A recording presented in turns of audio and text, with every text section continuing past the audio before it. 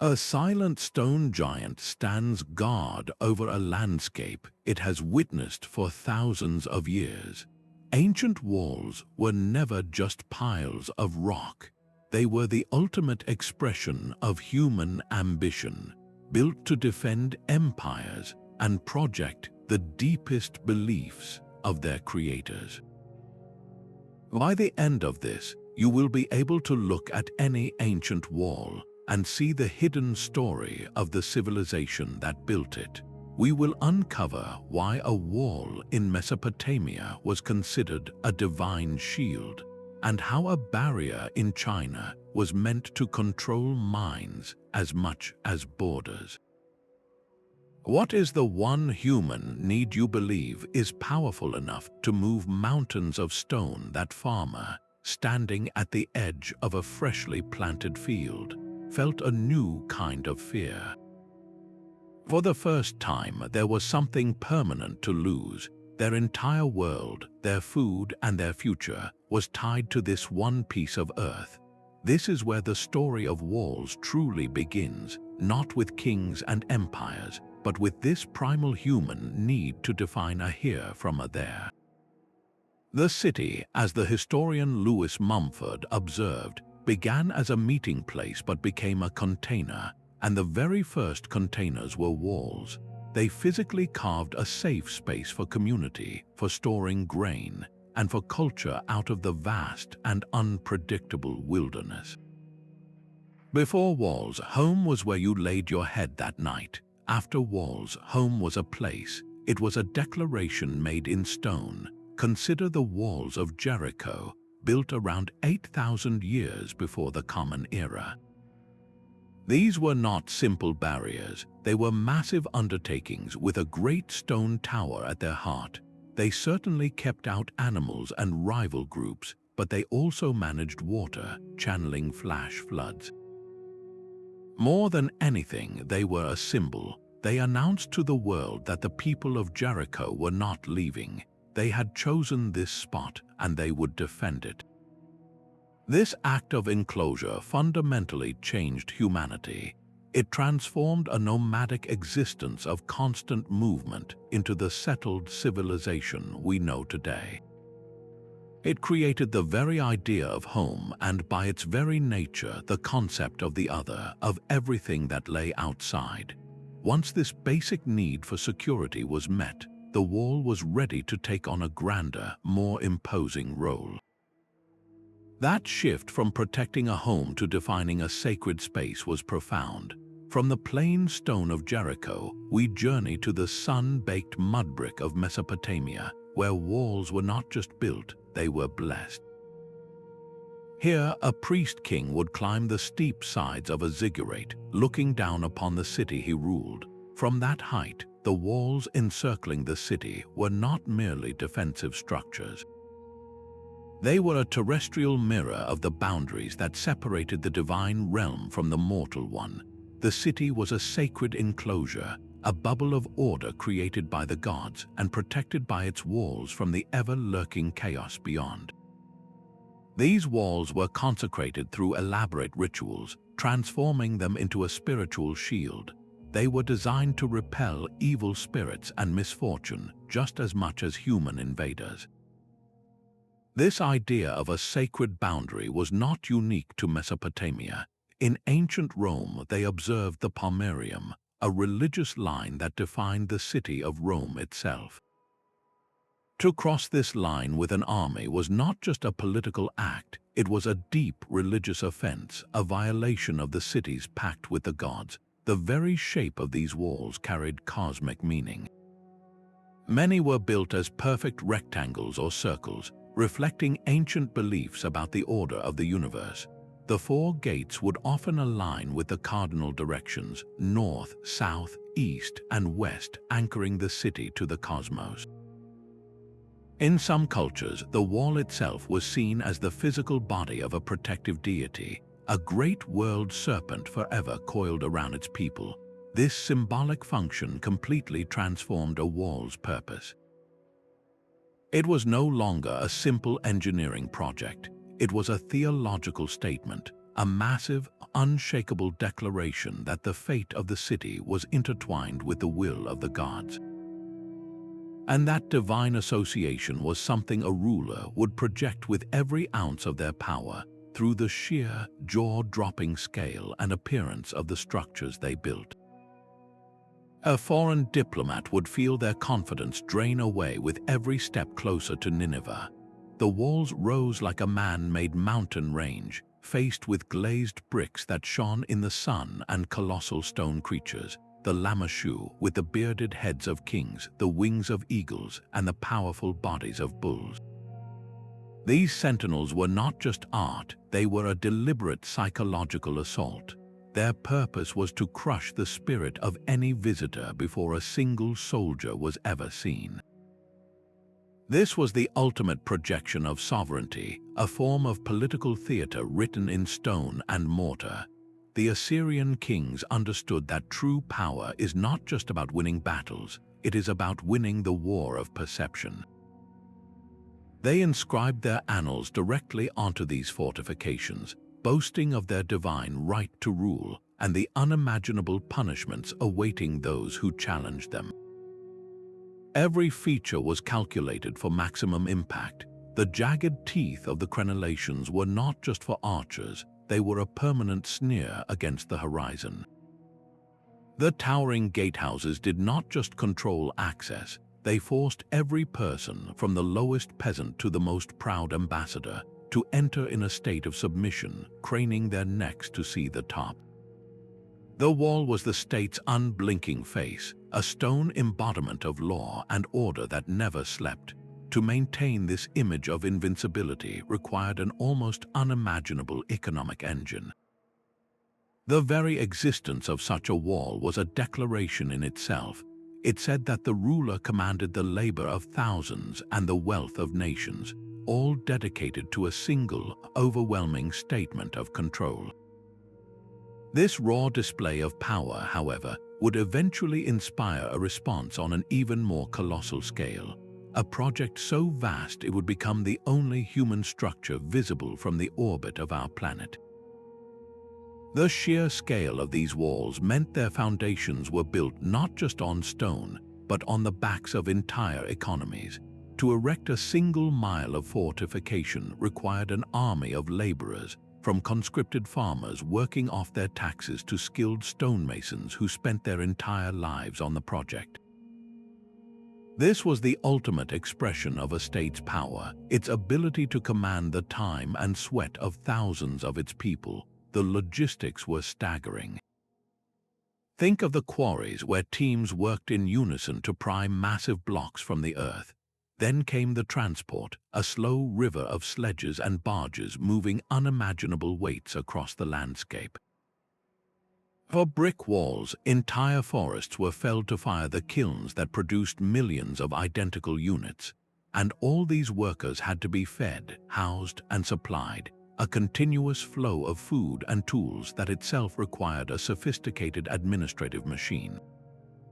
The wall was a statement of economic dominance long before an enemy ever approached it. But these structures were not merely costly projects, they were also profound tools for generating wealth. The city gate was far more than an opening in a wall, it was a controlled choke point for commerce. Here, officials collected tariffs on every cartload of goods, every bale of silk, and every sack of grain that entered. This was how a city funded itself, taxing the very lifeblood of trade to pay for its own grandeur and security. The Great Wall of China exemplifies this dual purpose perfectly. While its watchtowers scanned for nomadic armies, its fortified gates also managed the flow of merchants along the Silk Road. The wall did not just block, it also channeled, forcing all trade through specific passes where the empire could monitor, tax, and control it. This control over commerce was a control over people and ideas, determining what goods, what wealth, and what foreign influences were allowed to enter the realm. The wall was both a shield and a sieve, designed to filter out threats while letting prosperity in. this division between inside and outside ran far deeper than stone. Step through a city gate, and you were not just entering a physical space, you were crossing into a realm of order, a cosmos carved from chaos. The paved streets, the uniform houses, the predictable rhythms of market and temple, all of it stood in stark opposition to the untamed wilderness beyond. Out there was the forest, the desert, a place of wild beasts and unpredictable strangers, a landscape without kings or laws. The wall was the ultimate symbol of this divide, the hard line between the world humanity had built and the one it feared. This idea resonates through ancient stories. In the Epic of Gilgamesh, the hero's greatest legacy is not his strength, but the mighty walls of Uruk. By building them, he performs the foundational act of civilization, creating a sanctuary of human achievement against the backdrop of a primordial and chaotic world. For the Greeks, the walls of Troy were not just defending a city, they were defending Greek identity, culture, and order from the foreign other. This concept was perhaps most formalized in ancient China, where the Great Wall was the physical manifestation of a philosophical idea, the barrier separating the civilized Middle Kingdom from the northern tribes, who were, by definition, barbarians living beyond the pale of ordered society. This symbolic boundary was constantly reinforced. Special rituals were performed at the gates to purify those entering, cleansing them of the chaos from outside. The law itself often changed at the wall. What was permissible outside, in the wilds, might be a capital crime within the ordered city. This created a powerful cultural narrative, one that defined a community's identity not by what it was, but by what it was not. We are the people inside the wall, and they are the chaos outside. This conceptual barrier, however, had a dark and enduring consequence. That mental division between us and them, between the civilized and the barbarian, could harden into permanent social and ethnic prejudice, justifying exclusion and conflict for generations. Yet, even as these walls defined civilizations, they also became their tombs, holding secrets that would only be uncovered long after their builders had vanished. The silence on the watchtower is broken only by the wind, a sentinel's constant companion. High on this stone spine, a soldier scans the northern horizon, not just for dust clouds or the distant thunder of hooves, but for a flicker of fire or a plume of smoke. The Great Wall was far more than a simple barrier against invasion. It was the central nervous system of the Chinese frontier. Its broad ramparts served as a military highway, allowing regiments to march swiftly to a crisis point. Its towers were not isolated outposts but a linked chain of signal stations, capable of relaying a message across hundreds of miles in a single day using fire by night and smoke by day. This was a megastructure of staggering complexity, designed to control space, time, and information. Its form evolved dramatically over the centuries. The first emperor, Qin Shi Huang, connected older fortifications into a continuous line of packed earth, a brutal assertion of a newly unified empire. Centuries later, the Ming dynasty faced a renewed threat and responded with the iconic stone and brick fortification we recognize today. A project of such immense scale and cost it nearly bankrupted the state. For the emperor, the wall was the physical proof of his heavenly mandate, his solemn duty to protect the settled, agricultural heartland from the chaotic forces of the steppe. It was a statement of ultimate power and profound isolation, a declaration that civilization ended here. This monumental effort did more than define a border. It fundamentally shaped two ways of life for 2,000 years, hardening the divide between the farmer and the nomad, the plow and the saddle. A similar ambition to control a wild frontier would arise in the far west, where the Romans laid down a stone line across the breadth of Britain. From a wooden watchtower overlooking the Rhine, a legionary's gaze swept not across a solid rampart, but over a carefully managed landscape of forts, patrol roads, and a wooden palisade stretching into the distance. This was the limes, the frontier of the Roman Empire, and it was a system designed not to completely block the world, but to control its flow. Unlike a single, unbroken wall, the limes was a flexible and intelligent border, a network that allowed the empire to breathe. Its purpose was to deter large war bands while channeling smaller groups, traders, and travelers through designated gates and forts where they could be monitored, taxed, and assimilated. This was the practical application of the Pax Romana, the Roman peace. Peace was not the absence of conflict, but the imposition of Roman order, and the limes was its ultimate instrument. It was a permeable membrane, not a solid shell, allowing the empire to absorb what it needed from the outside world while neutralizing what it feared. This frontier became a vibrant, if tense, zone of cultural exchange. Roman coins and glassware flowed out, while amber, furs, and new recruits for the auxiliaries flowed in. The limes was the sensitive skin of the empire, feeling every pressure and opportunity along its vast length. It proved that a border could be a place of interaction and control, not just isolation. Yet this sophisticated system of external management had a dark counterpart, one where the walls were turned inward, not to filter, but to dominate and divide the people already living within the empire's heart. For weeks, the massive Ottoman cannons had pounded the legendary Theodosian walls, but the ancient stone held. Then, on that final day, the defenders saw the impossible. A small postern gate, the Kerkerporta, had been left unsecured. Through that single, fatal opening, a flood of enemy soldiers poured, turning the tide of history in an instant. This was not merely a breach in a fortification. It was the collapse of a 1,000-year-old idea. The triple-layered defense of the Theodosian walls represented the absolute peak of ancient military engineering.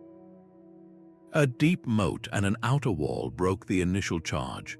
A second, higher outer wall provided a killing ground for defenders. And finally, the massive inner wall, towering over 40 feet high and 16 feet thick, stood as the final, seemingly insurmountable obstacle. Each layer was a masterpiece of strategic design, with strategically placed towers that allowed defenders to unleash a crossfire of arrows, stones, and Greek fire upon any foe trapped between them. For century after century, this system worked, repelling everything from Avars and Arabs to Bulgars and Rus. With every failed siege, the walls grew in symbolic power. They were not just protecting a city, they were defending the very heart of Eastern Christendom, the last direct successor to the Roman Empire. Their enduring strength was seen as proof of divine favor, a celestial guarantee that Constantinople was eternal. Their fall in 1453, therefore, was more than a military defeat. It was a profound psychological and spiritual cataclysm that echoed across Europe, shattering the old world order and propelling humanity into a new age. While these monumental walls were built to secure entire civilizations, other barriers served a purpose far closer to the human heart. The final, most personal frontier a wall could ever guard was the one between life and death.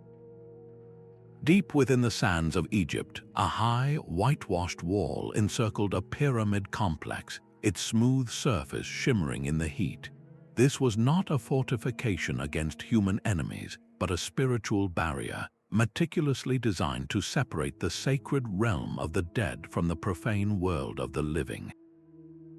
From the earliest mastaba tombs to the hidden corridors of the Valley of the Kings, these enclosure walls were as essential as the tomb itself. Their primary function was to create a purified, consecrated space, a bubble of eternal order where the deceased could begin their perilous journey to the afterlife undisturbed. To cross this boundary without permission was not just trespass, it was a deep religious transgression, a violation of cosmic law. The wall itself became an active participant in this journey. In many Egyptian tombs, the interior walls were covered from floor to ceiling with intricate hieroglyphs and vivid scenes, spells taken from the Book of the Dead. These were not mere decorations, they were a magical shield. The very stones were imbued with incantations to repel evil spirits, navigate the underworld's dangers, and ensure the gods recognized the soul of the departed. The wall was a permanent, silent priest, forever performing the rituals needed for eternal life. This concept of the eternal enclosure was a global phenomenon. In northern Europe, great burial mounds were often ringed by stone circles or deep ditches, physically demarcating a holy site where the earthly and spiritual realms intersected. This universal practice transformed the wall's symbolism entirely. It was no longer just a protector of the living community. It had become the eternal guardian of the individual soul, a profound reflection of humanity's deepest beliefs about purity, hierarchy, and what lies beyond. This sacred architecture, however, was not reserved for the dead alone. The same impulse to mark a holy precinct was applied with even greater grandeur to the houses of the gods themselves.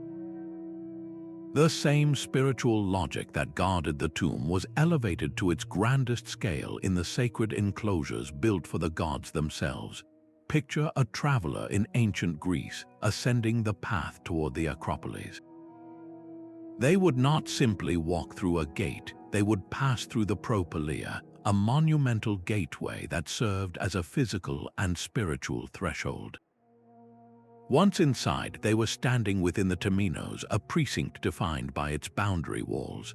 These walls were often low, never meant to stop an army, but their symbolic power was absolute.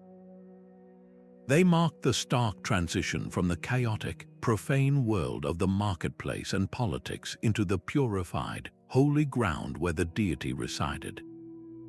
To cross this line was to enter a different reality, one governed by divine law and strict ritual. A visitor would have to undergo purification, washing themselves and perhaps offering a small sacrifice, just to be deemed clean enough to stand in the presence of the god's temple. This concept of a sacred enclosure was a global architectural principle. In Jerusalem, the massive retaining walls of the Temple Mount, including the Western Wall we see today, were not merely structural. They defined the temenos of the Second Temple, creating a series of concentric courts of increasing holiness, from the outer court open to all, to the inner courts reserved for priests, and finally to the Holy of Holies, where only the high priest could enter.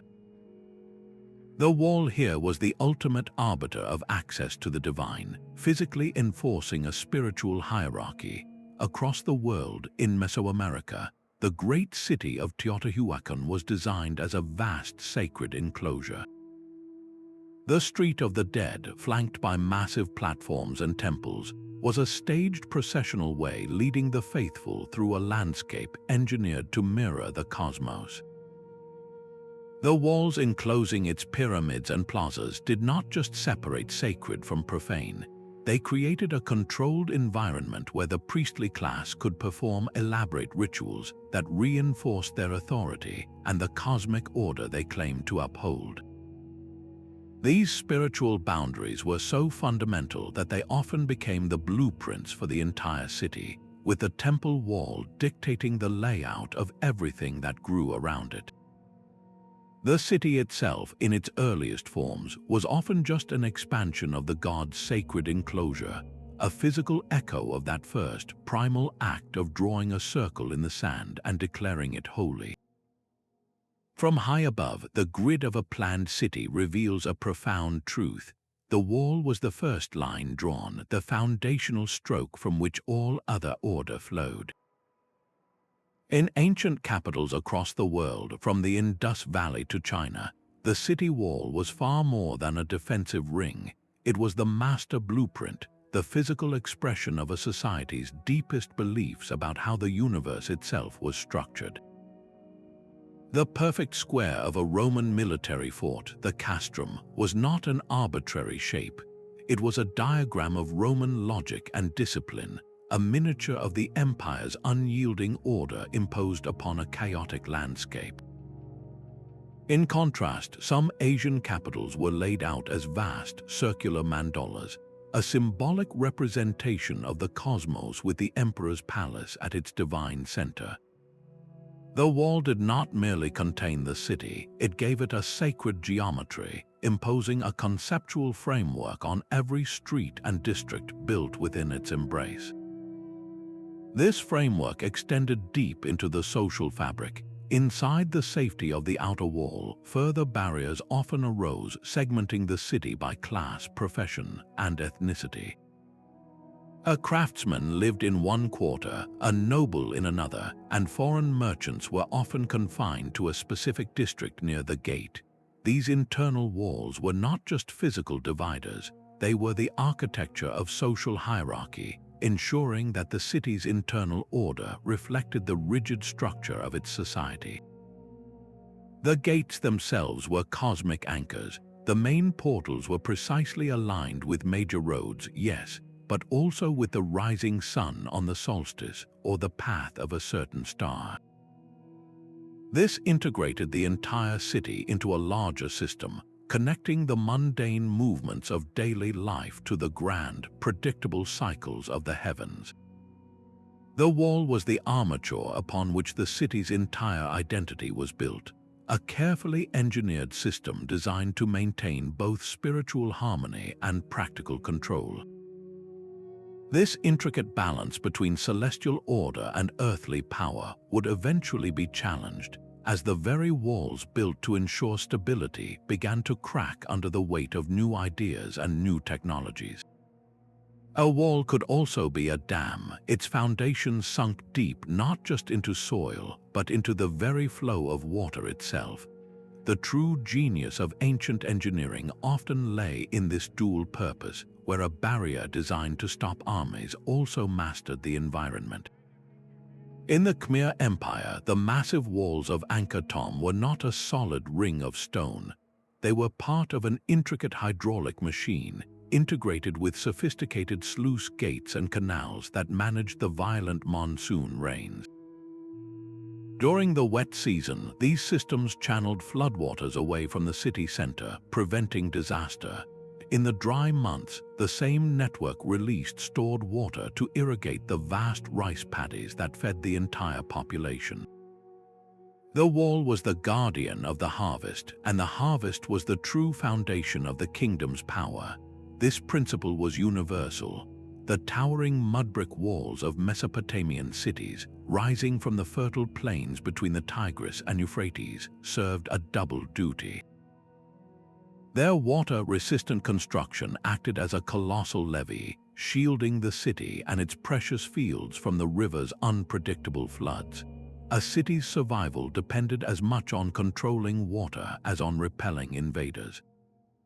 Canals for transport and sanitation often ran directly alongside or even through these fortifications, turning the wall into a critical piece of urban plumbing. A breach in the wall meant more than a military threat. It could mean the failure of the entire agricultural system, leading to famine and collapse. This reveals a profound practical intelligence. Ancient engineers did not think in isolated terms of defense or utility. They designed holistically, creating multi-purpose infrastructure where every stone served several masters. The success of a wall was measured not just by the battles it won, but by the generations it sustained, proving that the most enduring walls were those that nurtured life as fiercely as they defended it. But this brilliant interdependence also created a critical weakness, a single point of failure that could bring a civilization to its knees. A wall's greatest strength was also its greatest vulnerability, the gate. No matter how high the ramparts or how thick the stone, a city had to breathe, to trade, and to communicate. and that lifeblood flowed through a single, heavily fortified opening. The legendary Ishtar Gate of Babylon was the ultimate expression of this paradox. Its facade shimmered with a skin of deep blue glazed bricks, inlaid with golden dragons and bulls, creatures sacred to the city's patron gods.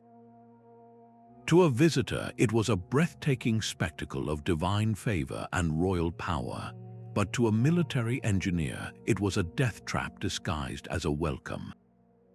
Passing through the colossal archway, you would find yourself not in the city, but in a narrow, exposed courtyard, completely surrounded by towering walls. From the ramparts above, soldiers could rain down arrows and stones. Heavy wooden doors, reinforced with bronze, could slam shut behind you, and a spiked iron portcullis might crash down in front, trapping you in a killing box. Murder holes in the ceiling allowed defenders to pour boiling liquid or pitch on anyone caught below. This was not a doorway, it was a multi-stage defensive system designed to isolate and eliminate any threat that dared approach. The gate had to be strong enough to withstand a siege, yet open enough to allow the daily pulse of life to continue. It was a permanent, calculated risk. And it was at this very nexus of danger and necessity that the city truly lived. The open space just inside the main gate was the bustling heart of public life. Here, the city's elders would sit in the shade of the massive walls, holding court and settling disputes according to ancient law. Merchants haggled over tariffs with officials, their goods spread out for inspection. Travelers shared news from distant lands, and prophets sometimes stood to deliver their messages. The gate was a theater of commerce, justice, and gossip, all happening under the watchful eyes of the guards stationed above. Its magnificent decorations were not just for show, they were a deliberate psychological play. The vibrant blues and golds proclaimed the city's immense wealth and its connection to the gods, while the snarling mythical beasts served as a final, potent warning to any who might consider betrayal. This single point of controlled access shaped the entire rhythm of existence for those living in the wall's shadow, a constant reminder that security and community were two sides of the same heavily guarded coin. The rhythm of a walled city was set by the opening and closing of its gates. With the sunrise, the great wooden doors would swing inward, and a tide of farmers, traders, and travelers would pour into the bustling streets.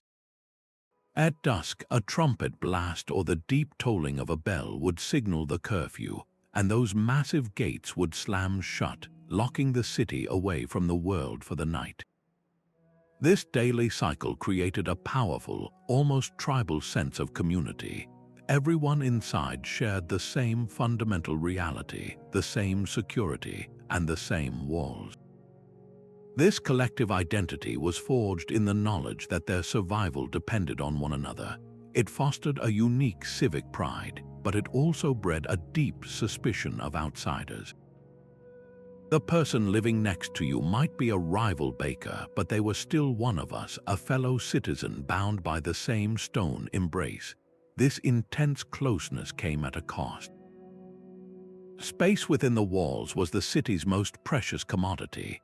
With a finite amount of land, the only way to go was up. Buildings grew tall and leaned precariously over narrow, shadowy streets, creating a labyrinth where sunlight was a rare luxury. Entire families often lived in a single room, and the sounds and smells of your neighbors were a constant presence. This overcrowding was a recipe for public health disasters. When disease struck, it spread with terrifying speed in the cramped, unsanitary conditions. A single case of plague could become an epidemic in a matter of weeks, with the very walls that protected the city now trapping death inside. The social hierarchy was written in the city's layout. The wealthy and powerful lived in spacious homes near the center, as far from the threat of the outer walls as possible.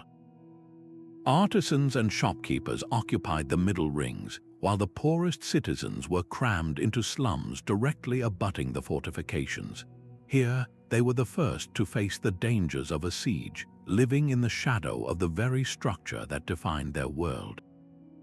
And then there were those who existed in a perpetual state of limbo, the people of the extramural settlements. These shanty towns or suburbs sprouted outside the gates, populated by those who could not afford to live inside or whose trades were too noxious or space-consuming for the crowded interior. They lived without the security of the walls, yet were utterly dependent on the city for their livelihood. In times of peace, they were a vital part of the urban ecosystem. But when an enemy army appeared on the horizon, they were the first to be sacrificed. The gates would be barred against them, leaving these outsiders to the mercy of the invaders while the citizens watched safely from the ramparts. This physical division between inside and outside hardened into a social one. The wall did not just keep danger out, it kept a certain way of life in. It encouraged cultural insularity and a resistance to new ideas. For those born within the stones, the entire universe was the city, and everything beyond its boundaries was alien and potentially threatening. The wall provided the ultimate excuse for maintaining the status quo, protecting entrenched power and limiting social mobility. The drama of daily life, with all its triumphs and tragedies, was staged against this unyielding backdrop. But this carefully maintained order always rested on a knife's edge, dependent on the strength of the gates and the loyalty of the guards who manned them. What happened when that vigilance failed, when the guardians of the gate became the threat? The same stone that forged a community could also shatter it from within. While the great outer walls promised collective safety, other barriers rose inside the city, carving deep lines of division among the very people they were meant to protect. A person afflicted with leprosy did not face a foreign army, but the cold judgment of their own neighbors, banished to a colony outside the walls. They were physically cut off from the life of the city, their existence a permanent reminder of the fear of contamination, both physical and spiritual. This practice of exclusion was not an anomaly, it was a deliberate architectural strategy. Within the grand palace complexes of rulers from Babylon to Beijing, high interior walls separated the royal family and their court from everyone else. These were not defensive structures against external enemies, but instruments of social control, designed to maintain a ruler's aura of divine remoteness and to prevent the mingling of classes. The wall here was a tool of power, enforcing a rigid hierarchy where the ruler was untouchable and the ruled were kept at a distance. This logic of separation extended to the grim walls of prisons and slave quarters. In ancient Rome, the subterranean cells of the Mamertine prison held enemies of the state, their thick, damp stone ensuring that political threats were silenced and forgotten. The slave markets, often situated near the city gate, were themselves enclosed spaces, their walls symbolizing the total ownership of human beings and their exclusion from the rights of citizens. Perhaps the most systematic use of this architecture of division was the ghetto. From the walled Jewish quarter in Renaissance Venice to the segregated districts in countless medieval Islamic cities, these enclaves used physical barriers to enforce religious and ethnic separation. The gates to these quarters were locked at night, not to protect those inside, but to contain them, to prevent their integration into the wider community. The symbolism of these internal walls is starkly different from the communal ideal. They represent purity and pollution, power and powerlessness. The powerful walled themselves off from the so-called unclean or dangerous elements of their own society, whether that danger was illness, poverty, a different faith, or simply the threat of rebellion. This reveals the wall's profound duality. The same technology that could create a unified us was equally effective at creating a persecuted them. This dark theme of division finds one of its most enduring echoes not in history, but in myth. Even the gods needed walls. In the great hall of Asgard, the home of the Norse gods, a divine barrier stood not against mortal armies, but against ancient giants and cosmic chaos. This was not a wall built by gods, but by a single, skilled giant, a being from the very world of threats the wall was meant to exclude. The myth captures a profound irony that true security often comes at a price, and the builder can become the very danger you sought to keep out. These mythical walls are not engineering, they are pure psychology carved from story. They represent our deepest ideals and our most paralyzing fears projected onto a cosmic scale.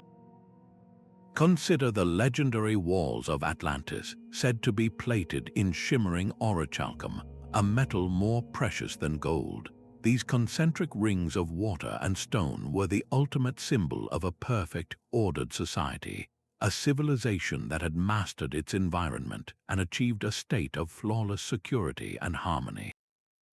Yet, according to Plato, this perfection bred hubris. The very walls that defined their glory became the cage for their corruption, and the entire island was swallowed by the sea in a single day of divine retribution. The story of Atlantis is a timeless warning that any wall, no matter how strong, cannot protect a society from the flaws within its own heart. This ancient trope echoes powerfully in our modern myths. The colossal ice wall in Game of Thrones is a direct descendant of these legendary barriers, a 700-foot-tall monument separating the known world of men from the utter unknown of the frozen north and the supernatural terrors that lurk there. It is a physical manifestation of a border fear, the line between the familiar comforts of civilization and the terrifying wilderness of the other. These stories are never just about stone and mortar. They are elaborate metaphors for the intangible barriers we construct every day. The walls of Atlantis represent the folly of believing we can build a perfect, isolated utopia. The wall in the north explores our primal fear of what lies beyond the map, the things we do not understand and therefore demonize. And the wall of Asgard, built by a potential enemy, reminds us that the quest for absolute safety can force us into dangerous bargains, compromising our very principles for the illusion of security. By analyzing these myths, we uncover the deep psychological roots of our fascination.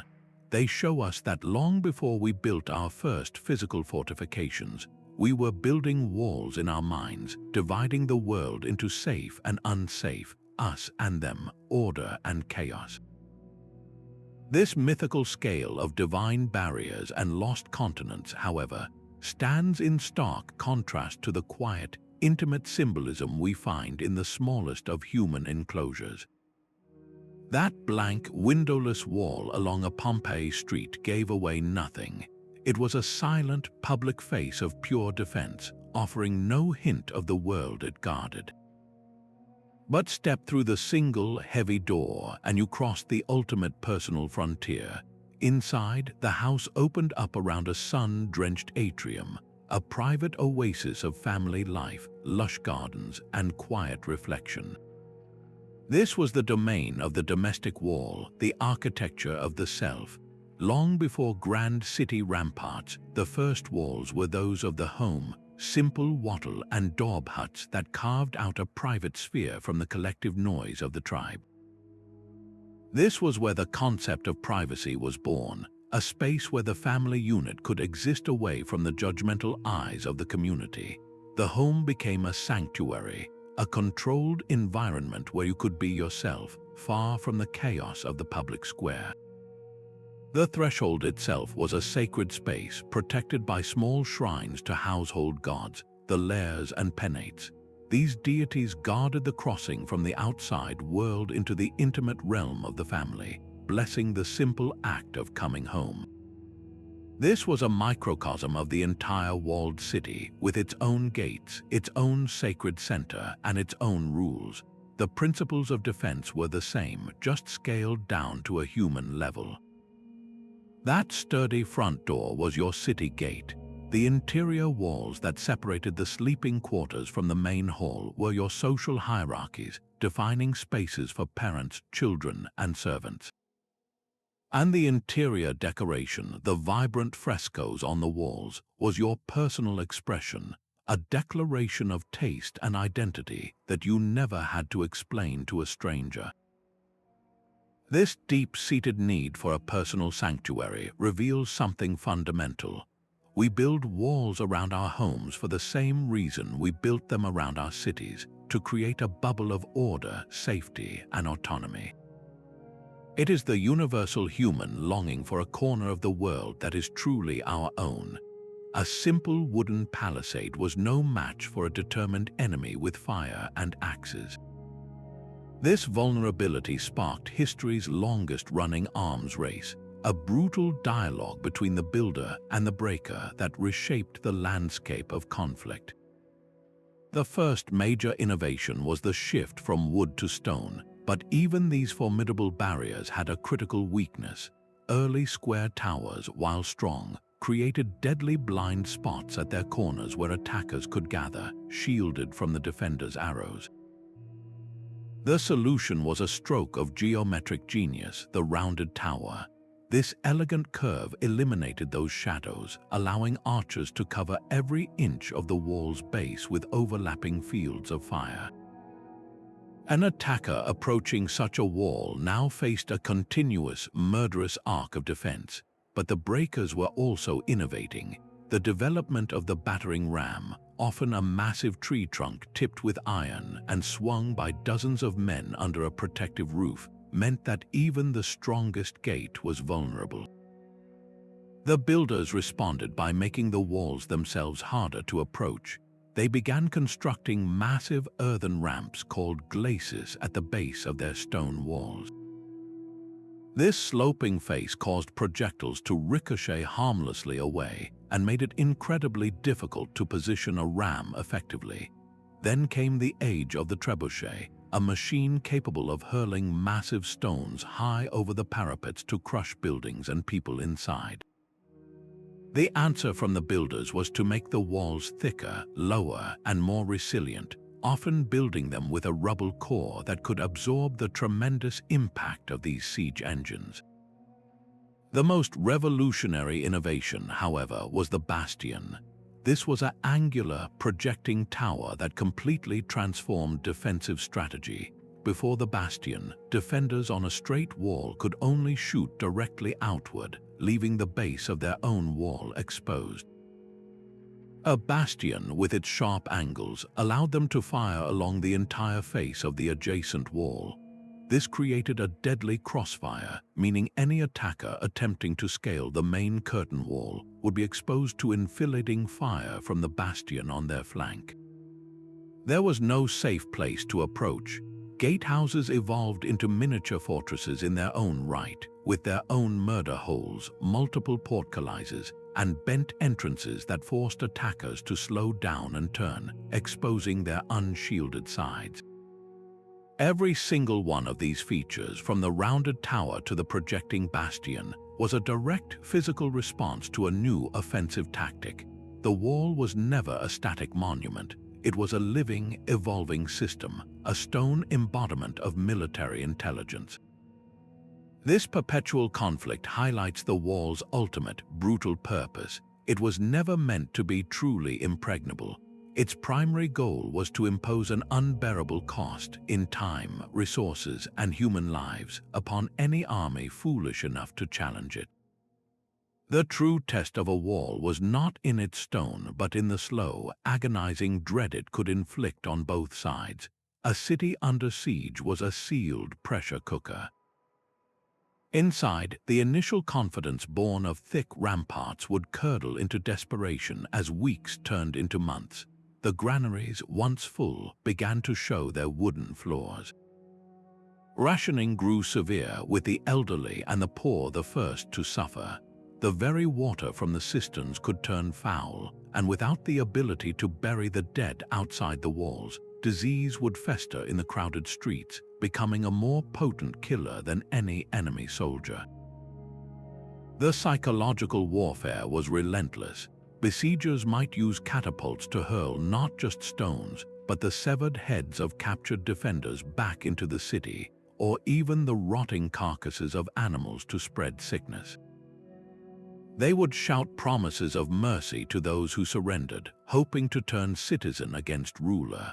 For the people trapped within, the wall became a prison of their own making, a constant, towering reminder of their isolation.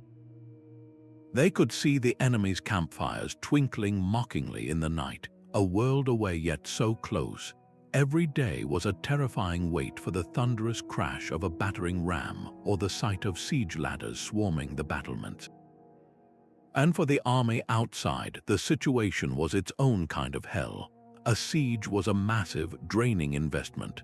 Thousands of soldiers had to be fed and paid, their morale sustained through boredom, disease, and the constant threat of a surprise sally from the city gates.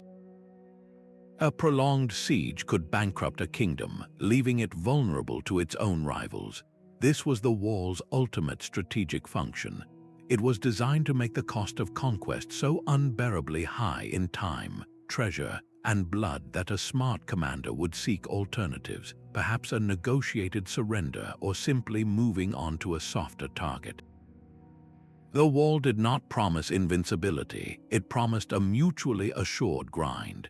This brutal logic of deterrence, of securing peace through the threat of shared suffering, became the foundational principle of fortification for thousands of years, a chilling calculation that echoed long after the ancient empires had turned to dust.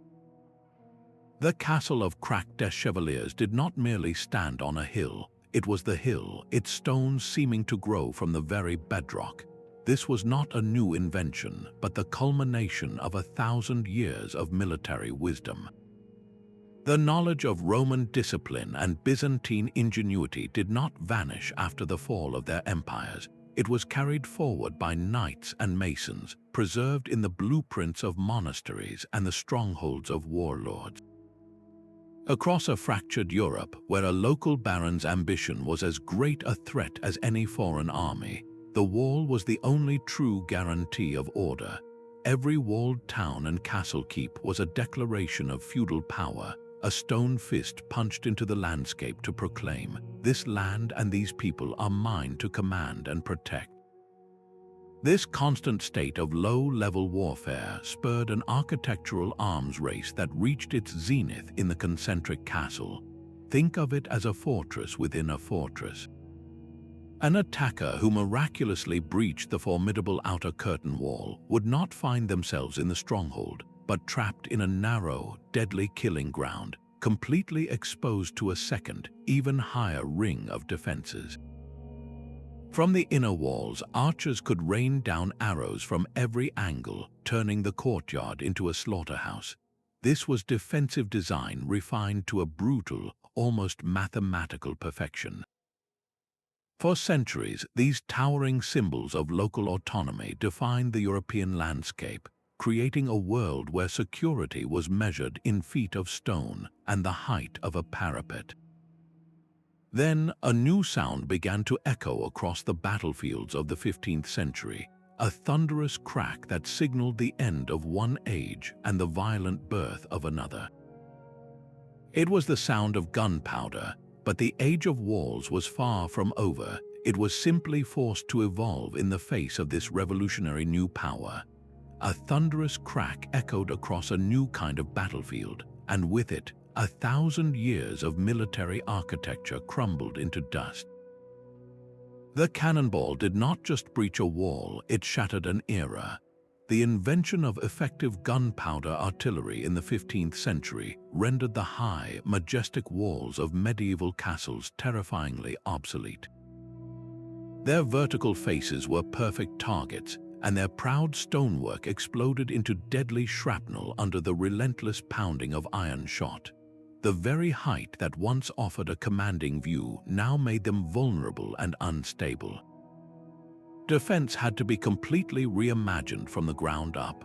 The answer emerged from the drawing boards of Italian engineers, a new design known as the Trace Italian or the Star Fort. Gone were the towering, picturesque ramparts. In their place stood low, thick, brutally slanted walls of earth and brick, designed to absorb the impact of cannonballs rather than resist it. These new fortifications sprawled across the landscape in complex geometric shapes, a series of sharp, projecting points that looked like a star from above. Every angle was calculated to eliminate blind spots and create a devastating, overlapping field of fire from the fort's own cannons. This was the ultimate shift from passive to active defense. The wall was no longer just a shield. It had become a weaponized platform, a launch site for the very technology that had threatened to destroy it. This revolutionary design marked the definitive end of the ancient and medieval wall and the birth of modern military engineering. But even as the stone giants of the past fell silent, the human need to build barriers, to define and defend space, simply found new, powerful forms to express itself. The thunder of cannon fire faded, but the human impulse to build barriers did not. In the 20th century, a new wall of concrete and barbed wire sliced through the heart of a city, carrying the same ancient symbolism of division and fear. The Berlin Wall was not built to stop armies with trebuchets, but to halt the movement of ideas and people. Its watchtowers and death strips were a stark, modern declaration of us versus them, a physical manifestation of a global ideological conflict. It proved that even in an age of missiles and jets, the act of building a wall remained one of the most potent political statements a state could make. This legacy continues today across the globe. The vast border fences along political frontiers are the direct descendants of the Roman limes, designed not for total war but for control. They aim to manage the flow of people and goods, to filter out perceived threats while allowing regulated commerce, mirroring the ancient gates that taxed Silk Road caravans. These modern structures are just as much about projecting sovereignty as the glazed bricks of Babylon, serving as massive, physical proof of a government's authority over its territory. The debates they ignite are timeless, echoing the oldest fears of the other. Concerns about national identity and security are weighed against the principles of open borders and universal human rights, a modern reflection of the ancient tension between the safety of the enclosed city and the perceived chaos of the outside world. Yet, this enduring legacy forces a difficult question. Do these monumental efforts truly achieve their ultimate goal of lasting security? Or do they merely become expensive monuments to our deepest divisions, creating new problems for future generations? To solve a wall's greatest success can also be its most profound failure. For a time, these barriers create the stability needed for art, science, and law to flourish within their protective embrace. But that same protective shell can slowly harden into a trap. The Roman Empire, secured by its fortified frontiers, grew increasingly inward-looking. Its legions stretched thin, guarding static lines while the political will for adaptation and integration withered. The very walls that defined the empire's power ultimately contributed to a rigid mindset that could not withstand the pressures of a changing world. The Ming dynasty invested so much of its national treasure and manpower into rebuilding the Great Wall that it drained resources from its navy and from internal development, perhaps fostering a defensive, isolationist posture at the very moment the world was beginning to connect through ocean voyages. The security a wall provides is not free. It demands a constant, massive investment that can starve other, more dynamic forms of power. This is the core paradox. A wall can be both a shield and a cage. It allows a unique culture to crystallize within its bounds, safe from outside influence, but that cultural purity can curdle into insularity, a stubborn resistance to new ideas. The civilization behind the wall begins to believe in its own invincibility. its superiority so unquestioned that it fails to notice the world evolving beyond its ramparts. The forces it sought to exclude, whether nomadic tribes or new technologies, do not stand still. They adapt, they find new routes, or they simply wait for the moment when the guardians of the wall grow complacent. So did these stone giants ultimately prolong the lives of the empires that built them, or did they merely create a more dramatic and devastating collapse when the end finally came? The historical record is mixed. Some walls undoubtedly bought centuries of peace, allowing cultures to reach their zenith. Others seem to have fostered the very weaknesses that led to their downfall, creating a false sense of security that masked internal decay. The wall, in the end, is a reflection of the society that builds it. A dynamic, confident civilization uses its walls as a foundation for growth. A fearful, rigid one uses them as a crutch until the day the world outside proves it can no longer be ignored. This brings us to the final, silent chapter of their story, the fate of these colossal structures when the people who gave them meaning have long since vanished. The city is gone, its people scattered, but the stones remain. At a place like Great Zimbabwe, the great elliptical wall stands silent, its granite blocks fitted together without mortar, a testament to a kingdom that once controlled trade routes across southern Africa. Its original purpose, to enclose a royal court and signify power, has long since faded. Now it does not defend against armies, but against the slow erosion of memory, a monument to a civilization that history nearly forgot. The same is true for the staggering stone ramparts of Sacsayhuaman, overlooking the Inca capital of Cusco. Those colossal, zigzagging walls, with stones so perfectly cut that a razor blade cannot slip between them, were once a formidable fortress. Today, they are a puzzle, a place of awe where visitors run their hands over the impossible seams and wonder not about battle, but about the lost engineering genius that placed them there. This is the final, profound transformation of an ancient wall. When its practical life is over, it is reborn as a symbol. It becomes a vessel for memory, a physical anchor for our collective past. This is why we preserve these places, designating them as UNESCO World Heritage Sites. We are no longer protecting a military asset, we are safeguarding a story. The value shifts from strategic advantage to cultural significance, from keeping people out to inviting the whole world in. These ruins are open-air museums, their very brokenness telling a more powerful story than any intact fortress could. A missing parapet speaks of a long-forgotten siege. A tree root cracking through a foundation tells of centuries of abandonment. They are no longer just walls, they are chronicles of human ambition, etched in stone. They remind us of the universal cycles of rise and fall, of the empires that believed their power was eternal, and of the quiet truth that time claims everything. In their enduring presence, we see a reflection of our own desire to build, to create, and to be remembered long after we are gone. These silent stone giants are a testament to a universal human truth. Our deepest needs for safety, identity, and meaning have always sought physical form. We have walked their lengths to discover they were never just piles of rock, but complex expressions of the human spirit. They were shields against the spear and the storm, but also canvases for our most profound beliefs, physically carving the sacred from the profane, the citizen from the outsider, and the familiar order of civilization from the terrors of the unknown.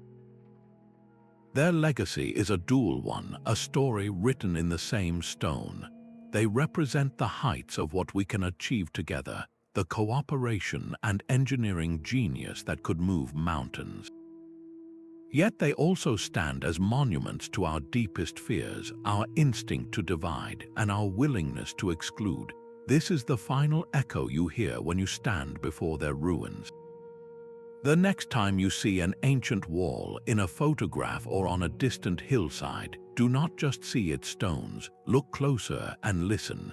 You might hear the whispers of the sentry on patrol, the clamor of the market gate, or the solemn chant of a priest consecrating a sacred boundary.